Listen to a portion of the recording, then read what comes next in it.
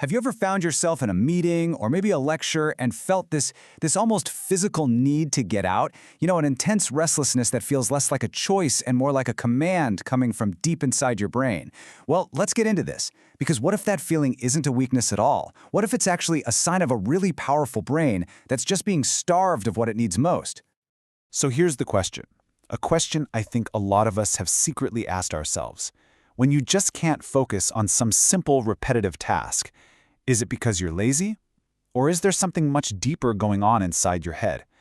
We get labeled, right? Or we even label ourselves because of this feeling. But today, we are going to completely blow that label up. There's this huge, frustrating gap here, isn't there? On the outside, someone might look at you and see a lack of discipline. But on the inside, it's a totally different universe. Your mind isn't empty. It's racing a mile a minute. You're not unfocused, you are profoundly, painfully understimulated. And that idea that you're slacking off, for so many people, that can feel like genuine mental pain. To really understand this feeling, we've got to look past personality traits and go straight to the source, the brain itself. Because, as it turns out, your brain has this fundamental, totally non-negotiable need for stimulation. That's right. Your brain is not some passive sponge just sitting around waiting for things to happen. No way. It is an active, relentless engine that's hardwired for survival, and that means it's designed to seek, process, and engage with new information.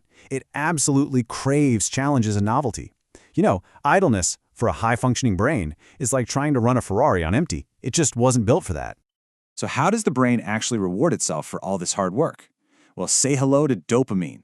Now, a lot of people think of dopamine as the pleasure chemical, but it's really more about motivation, about anticipation. When you learn something new or you solve a puzzle, your brain releases dopamine. It makes you feel engaged, and it drives you to keep going. It is the brain's way of saying, yes, more of that. Okay, so we know the brain is an information engine, and we know it runs on this dopamine reward system. So now, let's connect the dots. What actually happens on a chemical level when that engine is given a task that's just too simple, too slow, too repetitive? What happens when your brain gets way ahead of the world around it? This cycle right here, this is the whole story. It starts with simple input, some slow or repetitive task. Your super efficient brain processes it almost instantly. But here's the twist in step 3. Because the task isn't challenging, your brain doesn't just not release dopamine. Some research suggests it actively suppresses its release. And that leads directly to step 4, that antsy, uncomfortable, mentally painful feeling we call boredom. Just let that sink in for a second. That discomfort you feel when you're bored, that isn't you being difficult or undisciplined. It is a real biological signal from your brain, a lot like physical pain, and it's screaming, hey, this is not a valuable use of my resources, find me a real challenge. It is not a character flaw. So, with all this in mind, we can completely reframe this whole experience. This isn't a story about a deficit. It's a story about having an abundance of cognitive horsepower. It's time to see that restlessness for what it really is.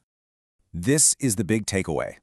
That feeling you've been fighting, the one you've maybe even felt guilty about, it's actually evidence that you have a highly efficient, fast-processing brain. A brain that's just out of sync with a slow-moving environment. Your restlessness is a feature, not a bug. It's the sound of an engine that's ready to go. Let's just say that one more time, nice and plain. You are not lazy. You are under-challenged.